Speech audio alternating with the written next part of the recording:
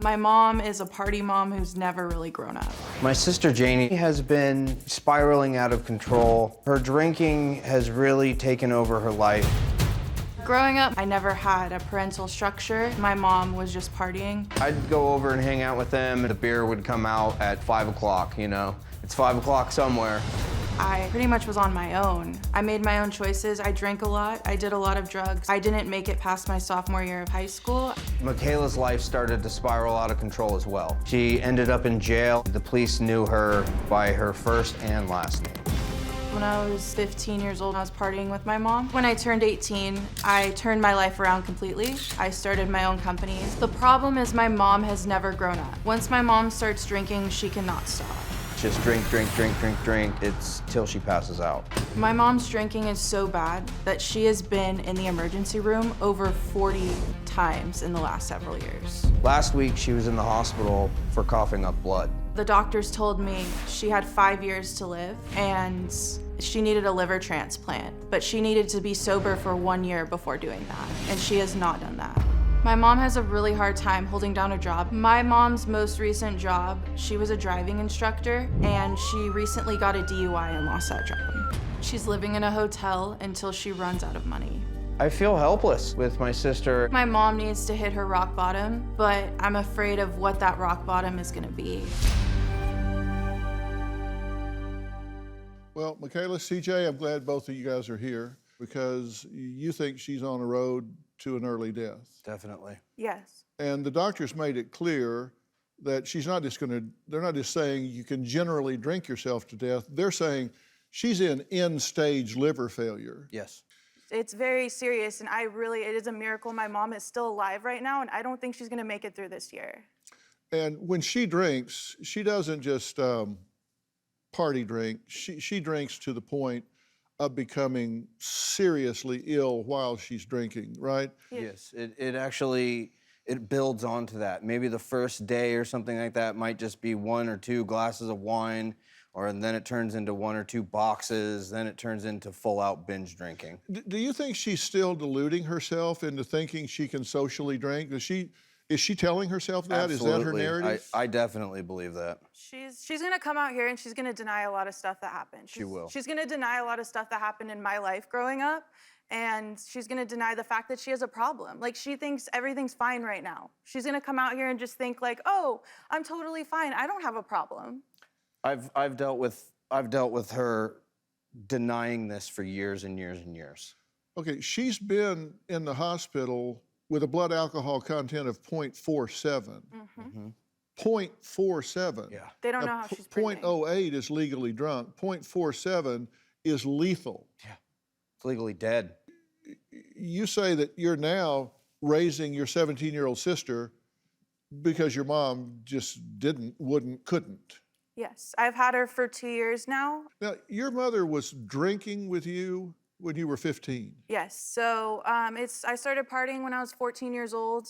I did a lot of drugs, alcohol, and she used to party with us. She actually was kind of like the party mom, like more of, a friend than an actual mom. I don't remember her actually being my parent. It was more of a friend, and she used to get invited by my other friends to parties. I mean, up until this day, actually.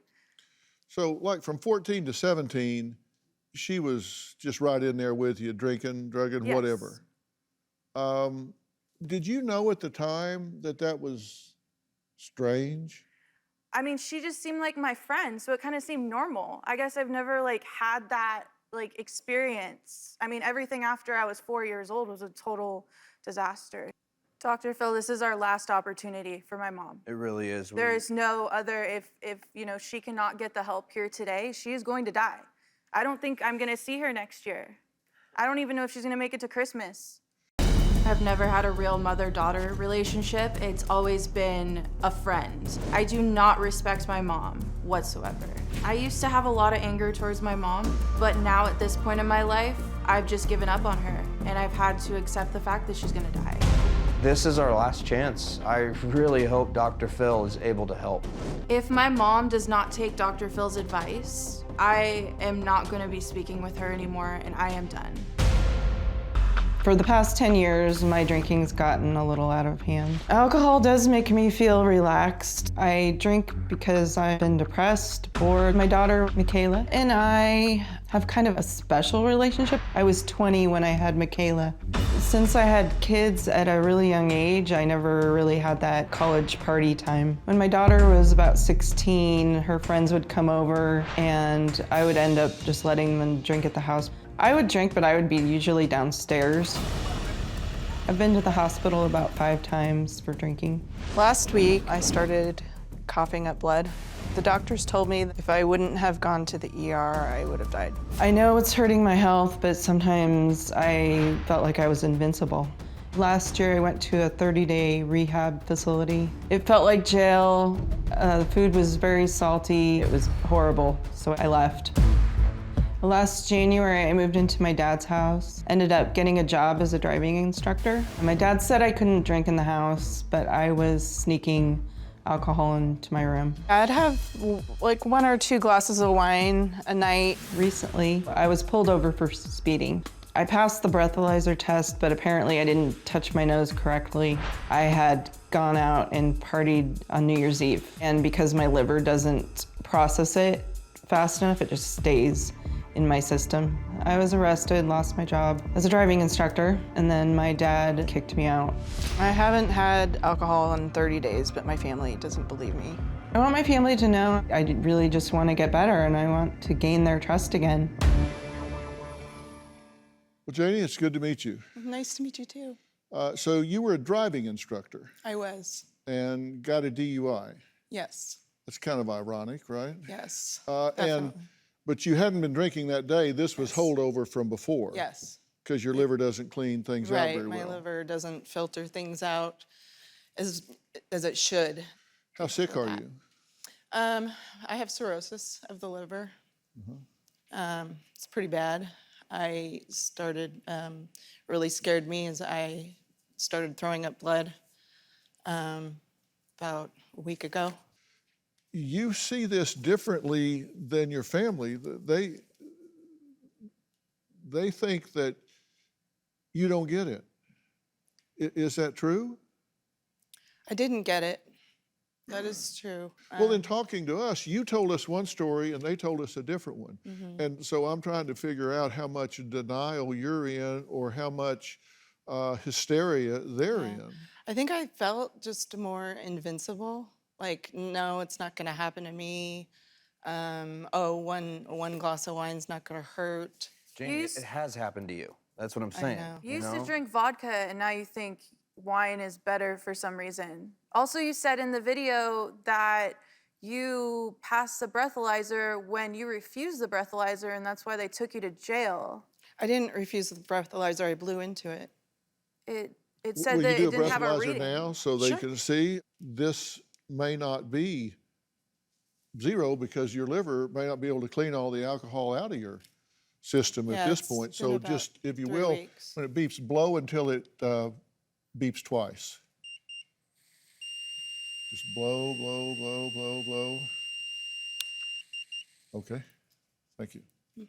You're 0.0 now, so it's been long enough that your liver, even with its less than efficient work, has cleaned out your blood. So your blood, not your brain, but your blood is alcohol-free at this point. So that means she's at least not intoxicated while we're talking now. Probably the last couple days. Here are the discrepancies, because according to the family, they say that you were told that you had 5 years to live.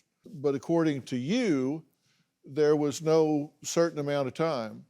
They say you've been on life support 10 times. You say you've almost died twice.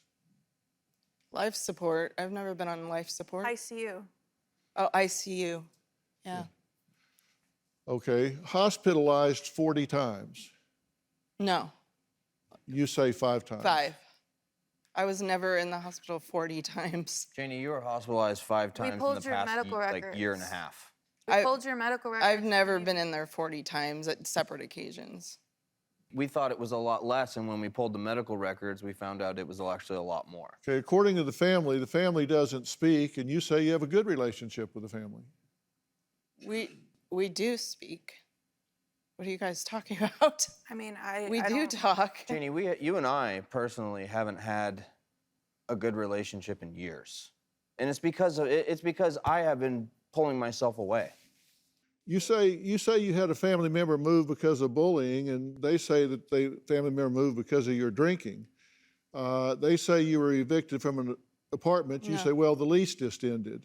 The lease did end. I was never evicted. It ended, and they were going to raise my rent. Growing up, we were evicted from every single place that we've ever lived in. The reason that you guys have never had a stable home is because you haven't ever had a stable job, and it's because you haven't been able to keep one because of your alcohol dependency. My first criminal charge, was breaking an entry when I was 13 years old to my own house that we got evicted from. That Yeah. was my first charge. We were evicted from that one. And I was going in to get my stuff because That's our what- stuff wasn't locked in Yeah. the house. You say you allowed drinking by Michaela. She says you partied with her. I was downstairs, and I let you and your friends come over, and I would not let you leave. I would let you drink there because I didn't want you going out and doing drugs. You're not talking to a probation officer here. You're I know. talking to Dr. Phil. I know. You're talking about this like it's normal, like I mean, I was there's this- downstairs while they were drinking upstairs. I was 16 in do that you picture. do you get that allowing your his daughter house. to drink I was 16 in that picture. is not okay? I mean, I'm looking at this picture here. Yeah. That's you, right? Yeah, that's me with the beer, and she was there. Did you drink and do drugs with your daughter? I didn't drink with her, and I did not do drugs with her. She never did drugs with me, but we partied and drank. When you have all those kids at your house and they're under the age of 18, Yeah. you just don't drink, right? Right. So that's kind of the point we're trying to make here. I regret a lot of that. Believe me, I do. The reason why my mom continues to drink and has not hit her rock bottom is because of my grandfather's enabling behavior. My dad very much enabled Janie. We call him Superman because he's always been there for Janie and all of us kids. He's my Superman, and I love him very much. Over the years, in rent, in groceries, in help for her family, I believe my father spent over $1 million for her. There's always been somebody to bail her out. If she has ever gotten close to hitting her rock bottom, my grandfather has been the biggest enabler for my mother. My daughter Janie's been struggling with alcohol for quite some time now, and I know that if this continues, it's going to kill her. My daughter has almost died on numerous occasions. One time, I tried to reach her on the telephone. There was no response. I drove to her house, and the paramedics were called, and they did break down the door to get in. When I found Janie, she was unresponsive and passed out on the floor. I didn't know if she was dead or alive. They found her blood alcohol level to be higher than 0.4%. 0.4% could cause death. Janie called me at midnight a week ago, and she was coughing up blood. And so the paramedics came and took her into the yard. When I went to pick up her things, I found blood that was so plentiful, it scared me. It just really put the fear in me. The consumption level of the alcohol that she's been drinking has been enormous. We've tried numerous things to try to get Janie help, to no avail. I offered Janie to come live with us, but I made her promise that she would not drink anymore. My son CJ found evidence again that she had been abusing large quantities of alcohol. When I would go into Janie's room, I would find assortment of everything. Wine boxes, little vodka bottles. I would say that there was a bottle or a box of wine for every day of the year. When she broke that promise, I had to kick her out. And we're at the point where we don't believe her anymore. If Janie doesn't stop drinking, I don't know how we can have any kind of relationship whatsoever. And that breaks my heart. Are you a chronic alcoholic? Yes. You were told in 2018 that you were end-stage liver failure and had 5 years to live, a limited time to live. You continued drinking after that. Yeah, I quit for about 1.5 years after that.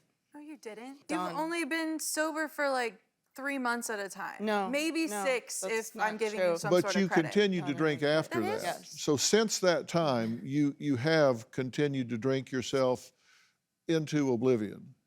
Since that time. They told you, if you drink, it'll kill you. You continued to drink. Yes. I did quit for a No, really I long can tell. time. I can When tell I when was you're with- actually sober. I could tell when those I months when was- you're actually sober, when- and then I can tell when you're foggy-headed and you're You know, not the thinking active clear. point to me is that when somebody tells you that this contains toxic poison for you,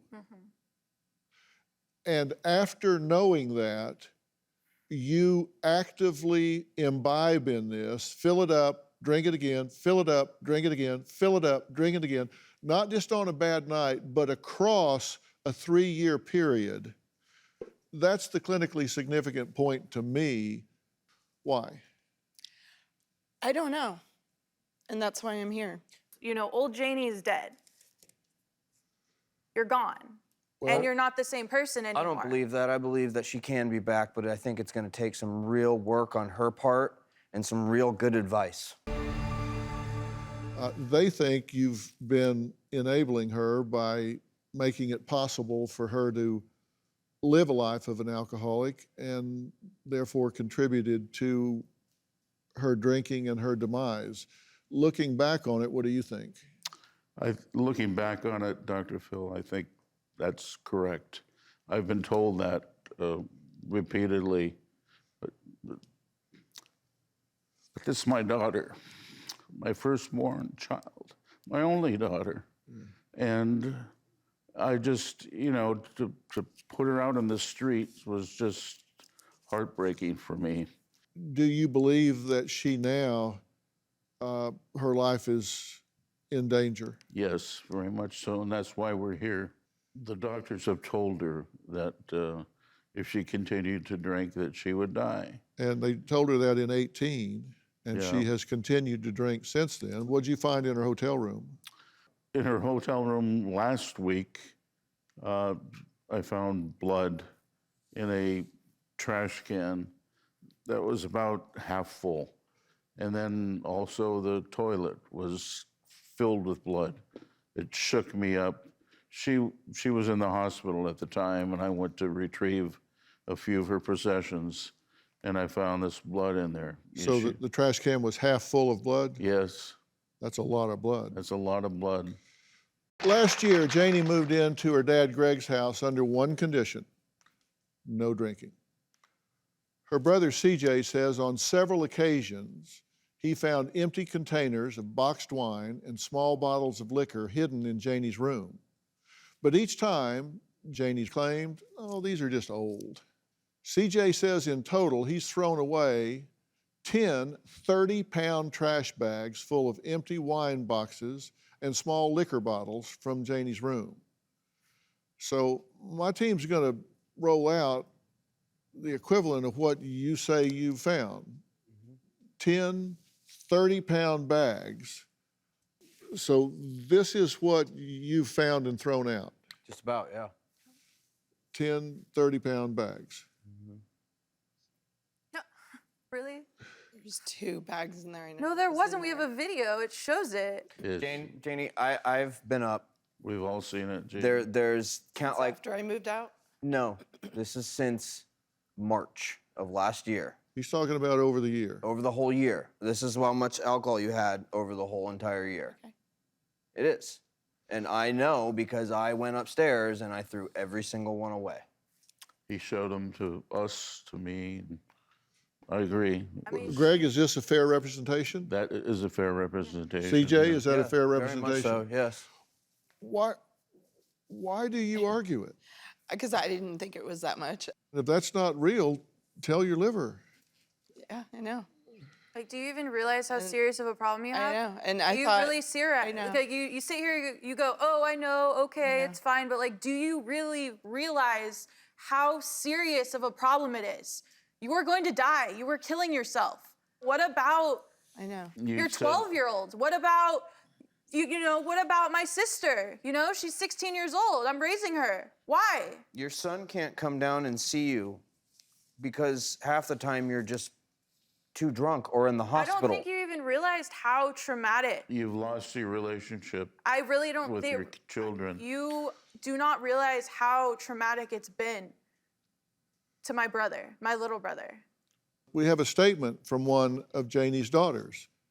She says she has a good relationship, but here's what one of her daughters has to say to you. Quote, "You don't understand the pain that you feel when you see your own mom on the couch for days not having anything to eat or drink other than vodka. Or when you go to her apartment because your family member is visiting, but there is no food in the house and she's passed out on the bed, not knowing why she fell off the bed and is stumbling over her words. I noticed recently I have no good memories with her. I can't recall one time with her where I genuinely felt loved and cared for. I just wish my mom would get some help so I could at least have one good memory."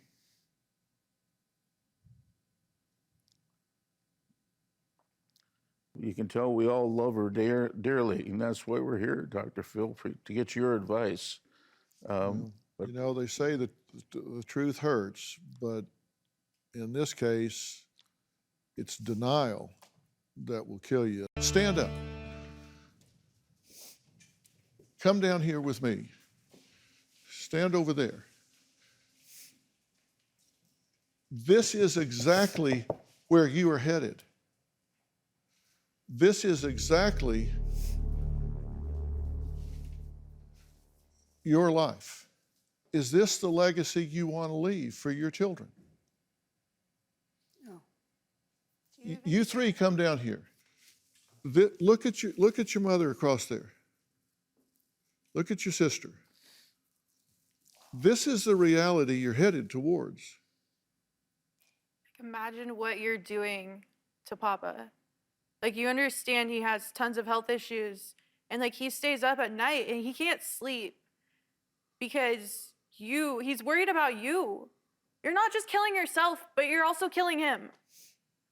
I don't think I could ever forgive you if you put our parents through having to go to your funeral. Even though you're dead and gone, it sounds really bad to say, but I think it would make it easier for me because I'd be so angry at you. Because you have the chance right now to stop. I don't want to be basically a slave to this anymore. When Michaela asked one of her sisters whether or not she wanted to fix her relationship with their mom, Michaela says her sister replied, "What is the point? She's going to die anyway." So I guess this is how Janie's tombstone could read. Janie, 1975 to 2021. What's the point? Dying anyways.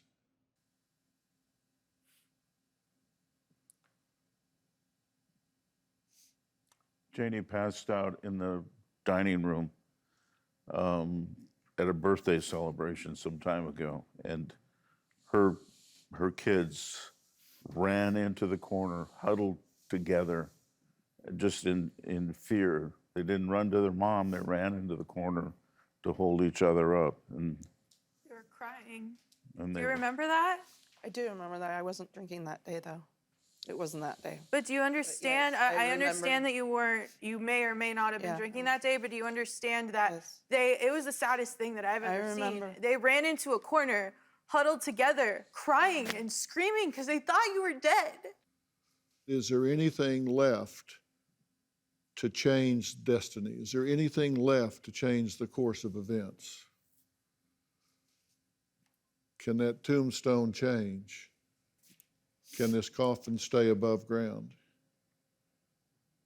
We're going to talk about that when we come back. First, to you two. You've done what you can do. You said what you can say. And at this point, it's up to her. If she dies tomorrow, you will mourn her, you will grieve her, you will miss her, you will hurt, and you will cry, but you should not feel guilty Greg, you're not responsible for her alcoholism. She is. You need to stop helping her. And you've done that. Now, I'll tell you what I'm willing to do to help you get jump-started. I think you need some help with overcoming what I think is a clinical depression. I can't diagnose you sitting here because I haven't done all the things I would need to do, but I think you're really down. Yeah. And I think you need help with that. And I'm willing to arrange, I'll set up 10 sessions for you right away with a board certified and licensed doctoral level therapist on Doctor on Demand, which is a company that my son and I started years ago. It's teletherapy, so you can do it from the privacy of your own home. And research says that it's just as effective as being there. I will set that up for you immediately. I'm going to ask you to attend 90 meetings in 90 days. Okay. And you can do that on Zoom as well. And if you do that, if you complete those 10 sessions, that therapist, if you complete those 90 meetings in 90 days, then I will arrange for you to go into a dual diagnosis treatment program. And by that time, you'll feel like, I don't need to go. Yes, you do. And I will make that available to you. And then we will build on strength, and we will build on strength and turn this thing around. And it will involve you guys as well when that happens. So I'm giving you a formula for success. Thank you. Are you glad that you came? Yes, very. Thank you. Does this make sense to you? Yeah, Makes sense to you? Thank you, doctor.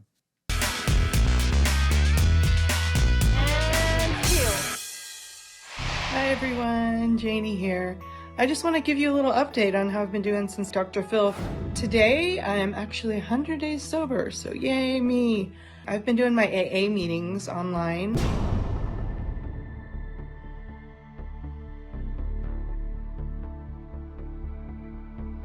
Hi, Dr. Phil. It's Dr. Dina Mannion here from Westwind Recovery Centers. I'm here with Janie, and I wanted to give you a progress update. How are you? I'm doing great.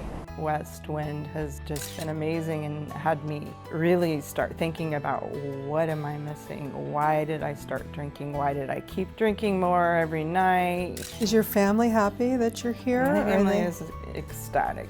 They are so happy. They were so proud of me to come, and they're my cheerleaders. Dr. Phil, you, your staff, everybody have been amazing, and honestly, I wouldn't be here without you. So thank you so much. She's been in the hospital with a blood alcohol content of 0.47. 0.47 is lethal. Legally dead. If you don't change, they are going to be standing next to you in a coffin. All new Dr. Phil. Check your local listings.